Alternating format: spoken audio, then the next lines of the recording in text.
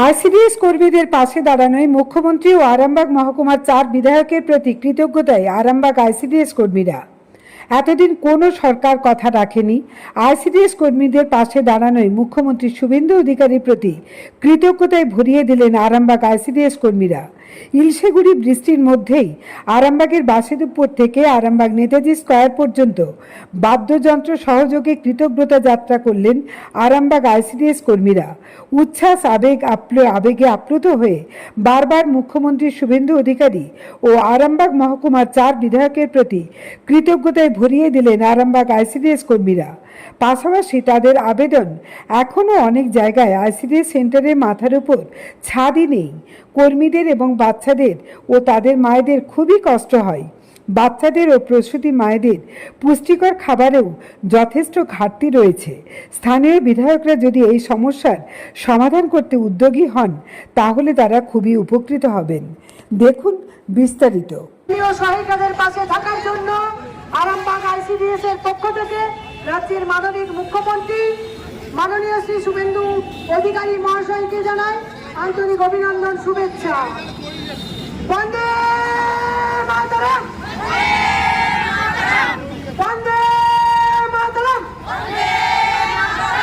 বন্দে মাতরম। কতটা খুশি! দারুণ দারুণ,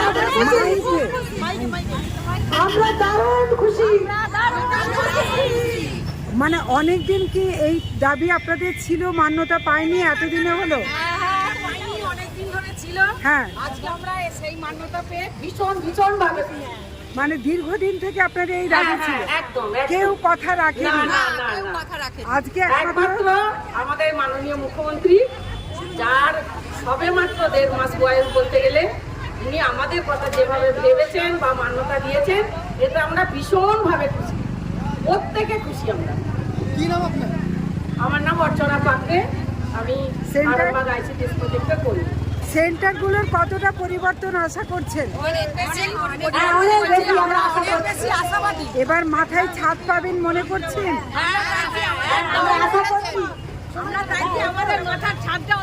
আপনাদের অনারিয়াম থেকে শুরু করে যে আমরা সব পাই, আমরা সুযোগ সুবিধা সব দিক থেকে আমরা পাই। আমরা চাইছি আরো আমাদের উন্নতি হোক, আরো আমাদের ভালো হোক, আগামী দিন আমাদের আরো ভালো হোক, আমরা চাইছি। মাথার উপরে ছাদ আপনাদের অধিকাংশর এখনো নেই। না, কদিন আগেই দেখছিলাম উনুনকে আপনারা মানে ওয়াটারপ্রুফ যে পরিয়ে, রেনকোট পরিয়ে আপনারা রান্না করছেন। এইটা থেকে কবে মুক্তি চান, কিভাবে চান, কার কাছে বলবেন? আশা করি আমাদের এই যে নতুন মুখ্যমন্ত্রী যে মানবিক মুখ দেখিয়েছেন আমাদের, এর পরের পর্যায়ে আমাদের যে পরিকাঠামোর অভাব আছে যে সমস্ত জায়গায়, সে সমস্ত জায়গায় অবশ্যই পরিকাঠামোর উন্নতি হবে। আমরা এর মধ্যে খবর পাচ্ছি যে সমস্ত পুরনো সেন্টার, সেই সমস্ত সেন্টারে সুপারভাইজারদের মাঠ দিয়ে সিডিপিও যাবেন লিস্ট করতে, যে ওখানে কি পরিষেবার অভাব আছে বা পরিকাঠামোর কি অভাব আছে। মানে যে সার্ভেটা আরো আগে হওয়া দরকার ছিল, হয়নি, সেটা এখন শুরু হচ্ছে বর্তমানে। এতে আপনারা অনেকটাই আশা করছেন যে আপনাদের এই দুরবস্থা অনেকটাই কাটতে পারে। স্থানীয় বিধায়করা কি বলছেন? কাজ করি, মা শিশুদের পরিষেবা অত্যন্ত সচেতনতামূলক কাজ এবং খুব সেন্সিটিভ জায়গায় আমরা কাজ করি। আমাদের উপরে অনবরত অবহেলার দাবি আছে, আমরা অবহেলা করি কাজে। কিন্তু আমরা যদি এই পরিষেবা ঠিকমতো না দিই, সুস্থ নাগরিক গড়ে উঠবে না। কারণ যদি মা গর্ভবতী অবস্থায় যে শিশু আছে, সেই মাকে যদি আমরা পরিষেবা না দিই, সেই মা সুসন্তান জন্ম দিতে পারবে না, সুস্থ সন্তান জন্ম দিতে পারবে না। সুস্থ সন্তান না হলে আমরা সুসন্তানও পাবো না। সুসন্তান না পেলে সুনাগরিকও গড়ে উঠবে না আমাদের দেশে। তাহলে আমরা সেই জায়গায় কাজ করি। আমরা জনগণের কাছে আশা করব, আমরা যে কাজ করি তার মর্যাদা দেওয়ার জন্য। আজকে সরকারের মুখ্যমন্ত্রী আমাদের সেই সম্মানটা দিয়েছে বিধানসভার অধিবেশন থেকে।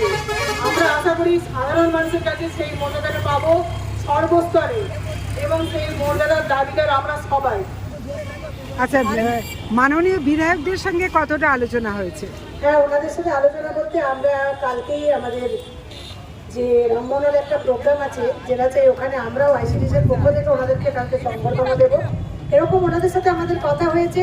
ওনারা কিন্তু বলেছেন যে এই বিষয়গুলো নিয়ে ওনারা মুখ্যমন্ত্রীর সঙ্গে আলোচনা করবেন এবং সর্বোপরি প্রত্যেকটা সেন্টারের উন্নতি হবে।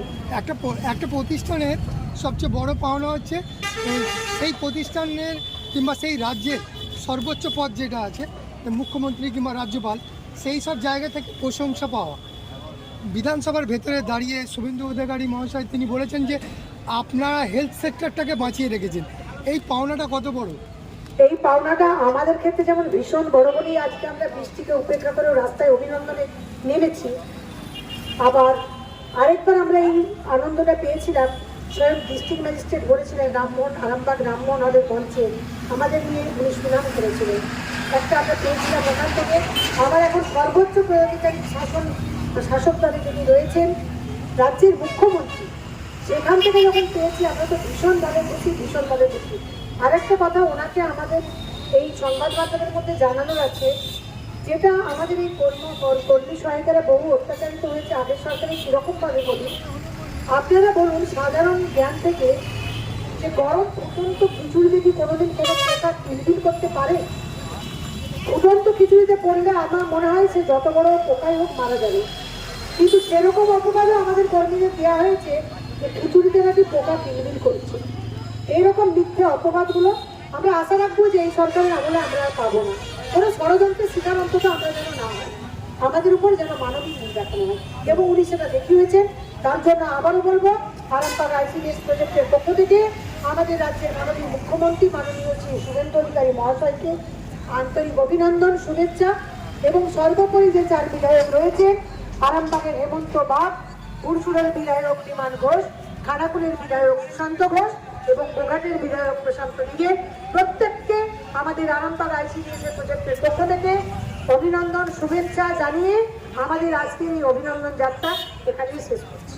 আপনার উজ্জ্বল ভবিষ্যতের একমাত্র দিশারি জ্যোতিষ জগতে অদ্বিতীয় ডক্টর অঞ্জন শাস্ত্রী। দেখুন জ্যোতিষ অঙ্গনে অঞ্জন প্রতি রবিবার ঠিক রাত 12টায় শুধুমাত্র TV9 বাংলায়।